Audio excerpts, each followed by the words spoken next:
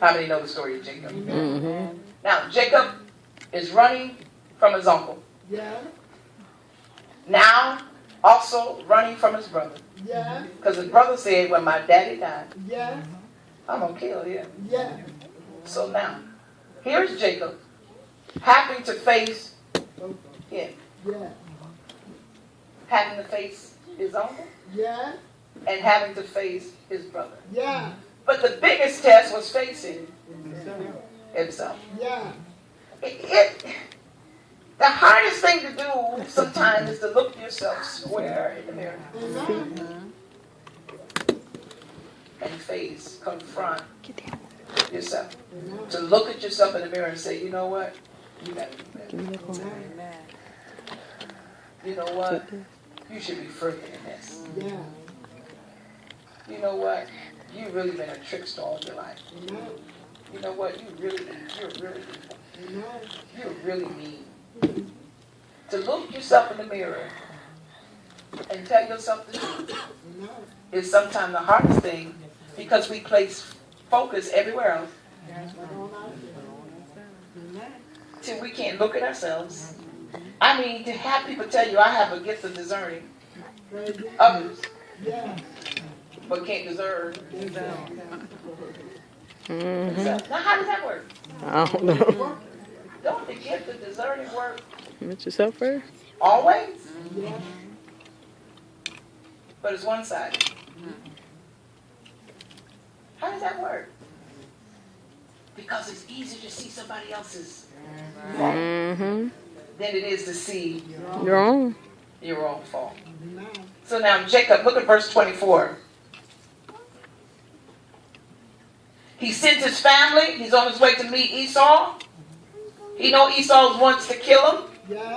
But he sends his family ahead of him across the water. Verse 22, read it.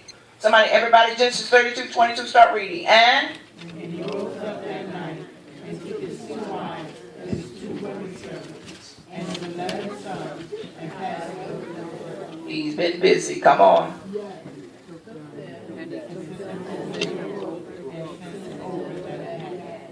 And read it.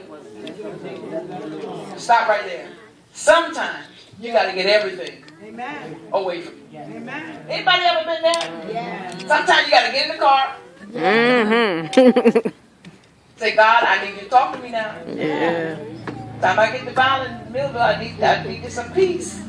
So I really need you to talk to me. Some of us have too much clutter and clatter and noise around us. Sometimes to get ready for this next shift in God, you got to get everything. Every weight, everything, everybody, get it away from you. Because at the end of the day, when you stand before God, you stand before God by yourself. You sure is. Amen. And he was on his way meeting his brother. And this is how we have to live daily.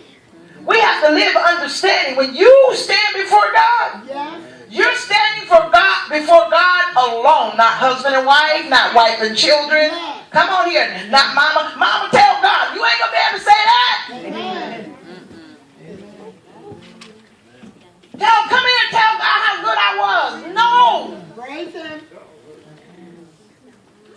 You're going to have to stand before God by yourself. The best thing Jacob could have ever done was be left alone. And the man wrestled with him. Read, y'all, until 25.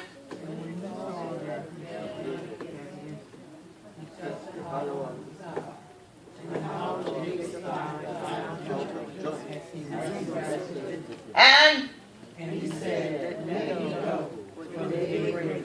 Jacob was wrestling for his life. Jacob, I like the way some theologians say it's not so much that Jacob was wrestling with the angel as much as Jacob was wrestling with himself. Read.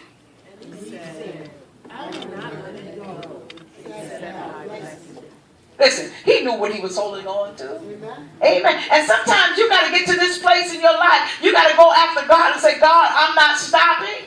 I'm not coming out of this closet today Yes. I'm not coming out of this prayer time today Yes. Yes. until you bless me. Yes. I need a blessing. I don't like who I am. Yes. I don't like who I was, but I sense that you have greater. Amen. You got to have sense enough to sense that God has greater for you. My Yes, God. yes. If you have no expectation, if you have no inclination, if you're not cognizant that God has a higher plan for you, you'll stay the way you are. Amen. But you got to wake up in your mind, God has bigger. And then beside that, I'm better than this. I know they call me Jacob, but I'm better than this. Yes, Come on here and say, anybody know what I'm talking about on tonight? You may have been labeled. Jacob was labeled. Yes. But he knew Yes. this is nobody but God in front of me. Yes. And I'm going to wrestle with him Yes. until he bless me. What happens, y'all? And he said unto him, what is thy name? And he said, Jacob.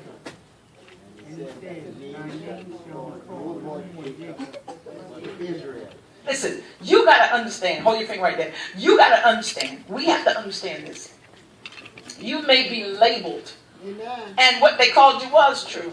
Yes. But you got to understand, when we're going in for this kingdom ship, and I feel myself on the way to a kingdom ship. Yes. How many of you on your way to a kingdom ship? When that shift is happening in your life, you got to understand this here. You got to understand that God's changing of the name was just, it was significant of, it was synonymous of God changing his nature. Amen. Amen. It was synonymous of God changing who he was. Amen. That's who you used to be, but I'm bringing you into a kingdom ship. I'm bringing you into another assignment. Amen. Your name shall no longer be called trickster. Yes. That's it.